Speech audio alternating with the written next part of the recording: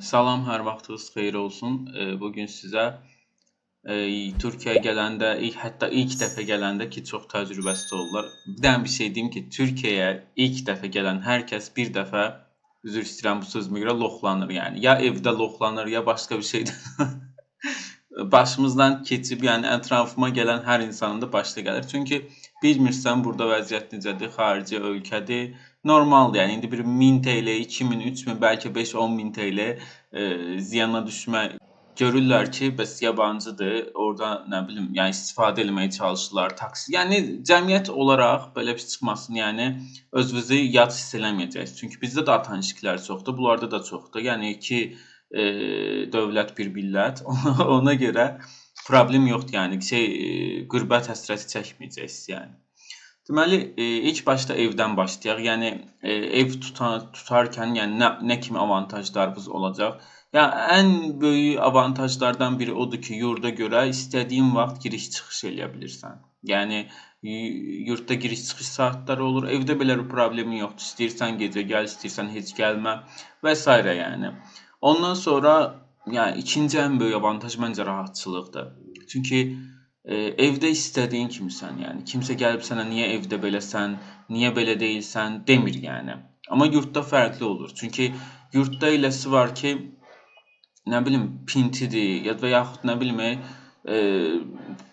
problemli bir insandır və yaxud yüksək səslə musiqiyə qulaq asır, bir dəfə deyirsən, iki dəfə deyirsən. Belə problemlər olur yəni yurtda. Ondan sonra məncə üçüncü ən böyük rahatlığı evin, yəni istədiyini yeyib içməkdir yəni. İstədiyini alırsan, istədiyin şəkildə bişirirsən. Hələ misal üçün Azərbaycanlı tələbələr Türk mətbəxini, o ağız dadını çox öyrənməyibsə, onlar üçün həqiqətən çox çətin olur yəni. Bir də ki, belə bir məsələ var ki, yəni özün alıb bişirəndə, yəni qiymətlər indi özünüz Türkiyəyə gələndə görəcəksiniz necədir. Yəni bağçılıqdır yəni, həqiqətən bağçılıqdır. Bununla bağlı da bir detaylı video çəkəcəm, yəni hətta market qiymətlərinə kimi müqayisə edəcəyim bir video. Yəni bağçılıqdır. Ona görə bir dəfə çöldə yeyəcəyin qiymətə, yəni evdə ən azından 2-3 dəfə yemək yeyə biləcəyin bir yemək bişirə bilərsən yəni özün. Ona görə bu baxımdan da evin avantajları var. Yaxşı, bəs dezavantajları nədir? Mənə görə evin ən böyük dezavantajı birinci maliyyətdir. Yəni ev tutanda komisyoncuya, yəni əmlakçıya, maklerə bir dəfə verirsən pul. Ondan sonra ev sahibinə bir dəfə verirsən pul. Yəni bu şəkildə 3 dəfə pul vermiş olursunuz. Yəni həm ev sahibinə, həm depozit, həm də əmlakçı. Yəni bu bir xərc məsələsi, dezavantaj olaraq. Və ev sahibi ilə o türklərin yaxşı bir söz var, mühattab olursan hər dəfəsində. Nə bilim, kirasını göndər, nə bilim, hər il gəlir. Bir də burada belə bir şey var ki, Türkiyədə ev tutdun, yəni hər il o mütləq kontrat müddəti bitəndə o zamlanır. Yəni inflyasiya səviyyəsinə görə o zamlanır yəni. Qiymət artımı olur. Ona görə ev sahibi ilə də biraz aranı yaxşı tutmaq lazımdır. Əgər ev yoldaşı tutursunuzsa, yəni ev yoldaşı tutursunuzsa, o da ayrı bir dərddir evdə. Nə bilim, yenə dediyim kimi təmizlik məsələsi var, yemək məsələsi var. Bunlar hamısı birləşir, bir kaos ortamı yaranır və yaxud nə bilim, qaz, su, işıq pulu ödəncək, siz ödəyirsiniz, ev yoldaşınız ödəmir və s. Yəni o evin də özünün problemləri var. Hal-hazırda da o problemlərdən danışırıq. Amma məncə evin ən böyük ikinci problemi maliyyətdən sonra oturum izni almaqla bağlı evin üzərindən eləyəcəyiniz prosedurdur. Notariusa getmək, ev sahibi də sizdən birgə getməlidir, qeydiyyata düşməlisiniz, üstünüzə bir dənə ya su, ya qaz, ya işığın abunəliyini almalısınız üstünüzə və s. və s. həngamə yəni. Yəni evin ən böyük dezavantajlarından birisi məncə budur. Notara ayrı pul, nə bilim, qazı, suyu, işığı üstünə alanda ayrı pul. Hərçənd ki, belə bir şey var ki, o qaz, su, işıq müqaviləsini bağlayanda verəcəyiniz pulu müqaviləni ləğv eləyəndə sizə geri verirlər. Amma nəticədə bu pul ilk başda sizin cibinizdən çıxır yəni. Sizə deyəcəklərim bunlardır yəni. İndi pis qonşu ehtimalı var və s. Bunlar daha sonraki məsələlərdir. Bu arada yəni evin belə bir problemi var ki, qışda isinmə. Yəni isinmə də çox önəmlidir. Yəni Türkiyədə qaz, su, işıq artıq o qədər bahadır ki, yəni o kombini yandırmaq ayrı bir dərd, yandırmamaq ayrı bir dərd və s. Yəni bunu da ağlınızda tutun. Yəni amma belə bir şey var ki, əgər başqaları ilə yaşaya bilirsinizsə, yəni və yaxud dostunuzla gəlmisinizsə, 1-2 nəfər qəbul olmusunuzsa eyni fakültə, yəni tanıdığınız birisi varsa, ortaqlaşa ev tutmaq sizin üçün daha yaxşı olacaq. Nəyə görə? Həm xərclər bölünəcək qiymət olaraq, həm sizin üçün rahat olacaq. Yəni ortaqlaşa o güc birlikdədir prinsipi ilə, yəni hərəkət eləyə biləcəksiniz, yəni. Amma tək yaşamaq istəyirsinizsə, məsələn şəxsən mən tək yaşayıram. Bunun yəni xərcləri də yüksəkdir. Yəni evin kirayəsi ayrı, faturası ayrı, qazı, işığı, suyu, nə bilim qışın isinməsi ayrı, yeməyi ayrı dərd. Ev yoldaşı olsa gedirsiniz, bazarlıq eləyirsiniz, 2-yə ya da 3-ə bölürsüz və s. Nəysə evlə bağlı bu qədər. İndi gələk yurd məsələsinə. Yəni yurdun ən böyük avantajı bilirsiniz nədir? İl göç idarəsi.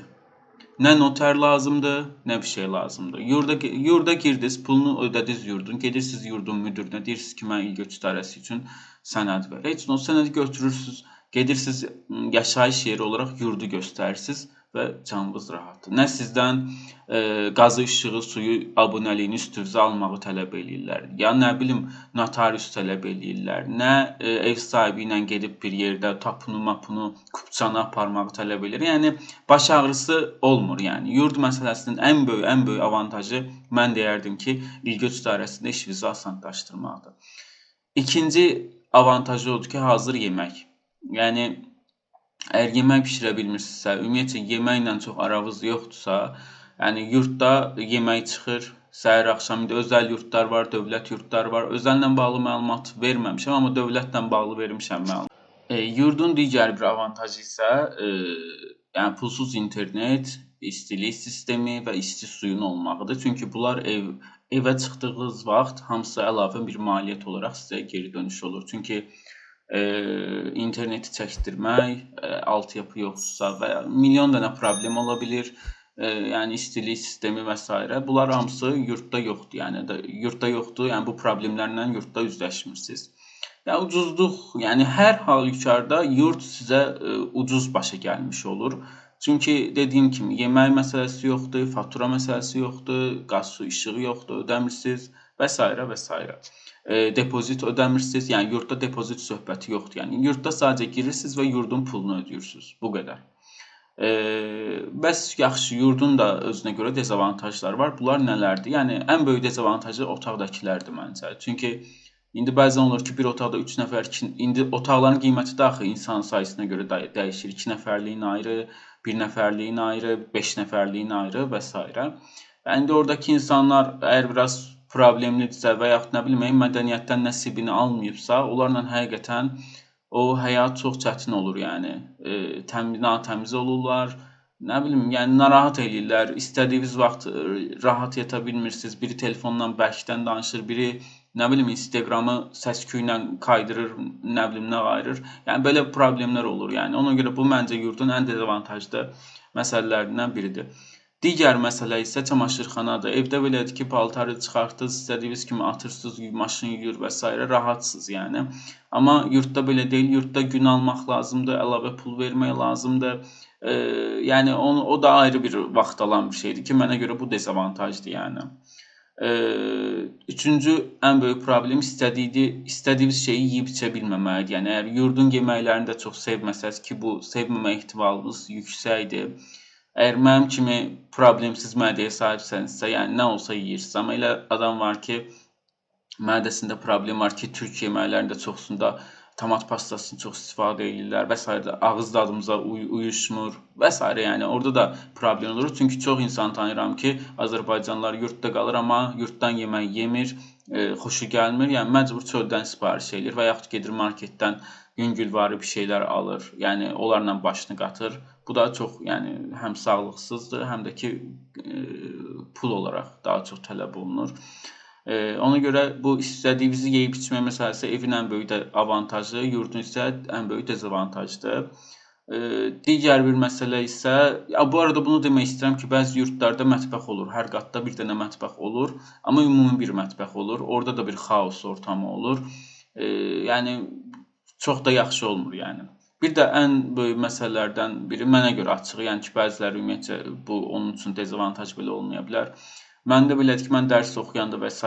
olanda, yəni sakitçiliyi xoşlayıram, amma gəlirsiniz yurda görürsünüz ki, biri qapını açır girir, biri çıxır, biri nə bilim telefondan danışır, biri nə bilim başqa bir şey eləyir. Yəni bu etüd otaqları olsa da, dərs çalışma otaqları olsa da, yəni orada da elə çox, yəni deyim ki, sakitçilik olmur, yəni o odaqlanma məsələsi problemli olur. Yəni deyəcəklərim bu qədərdir. Yəni Türkiyəyə və sizə videonun sonunda ən qiymətli məsləhəti və qızıl məsləhəti verim. Yəni mən sizə bunu deyərəm ki, əgər Türkiyəyə ilk dəfə gəlirsinizsə, Türkiyəyə əvvəl gəlməmisiniz, təcrübəniz yoxdur, burada tanıdığınız bir insan yoxdur, yəni sizi yönləndirəcək, eləyəcək bir insan yoxdursa, mən deyərdim ki, ilk başda yurda girin. Yəni yurd belədir ki, dövlət yurdları ilə bağlı video çəkmişəm, amma dövlət yurdlarına ilk dönəmdə girmək elə də asan deyil. Çünki vaxt tələb olunur, onun baş bir müddət var və s. var. Ona görə özəl bir yurda yerləşin, 3-4 ay, 1 semestr orada qalın. Bəzən yurtlar məcburi 2 semestrli eləyirlər, amma inanın ki, 1 semestrli yurtlarda çox rahat tapa bilərsiniz. Yəni 1 semestr qalın, həm gözünüz açılsın, yəni bir Türkiyədə nə var, nə yoxdur, olduğunuz məhəllədə hansı market daha yaxşıdır, hansı pisdir, hansı səmtdə qiymətlər daha ucuzdur, ev sahibindənmi ev tutmaq, yoxsa maklerdən mi tutmaq, bu məsələlərlə bağlı yəni bir gözünüz açılsın, ondan sonra gedib evinizi tutmaq daha məntiqli olar yəni. Yəni ilgöçlə bağlı problem yaşamazsınız, yurtda 2 dəqiqə həll edəcəksiniz bu məsələləri. Yəni xam gələn, yəni ilk dəfə gələn birisi üçün bu məncə çox önəmlidir. Yəni sizə bunu tövsiyə edirəm. Videoya abunə olmağı, kanala abunə olmağı, videoya like qoymağı və yorum yazmağı unutmayın. Dəstəkləriniz önəmlidir. Mən bir müddət yəni video çəkəcəm. Görsəm ki, işlər alınmır, o zaman artıq buraxacağam. Çünki özümün işlərim də çoxdur. Amma ona baxmayaraq yenə də video çəkirəm. Çünki bu barədə həqiqətən bir məlumatsızlıq, bilgisizlik var. O vaxt biz gələndə bu məlumatları bizə kimsə verməmişdi. 2017-ci ildə gəlmişəm Türkiyəyə. Amma indi ən azından biz çəkirik ki, başqaları faydalansın. İzlədiyinizə görə təşəkkür edirəm. Görüşərik.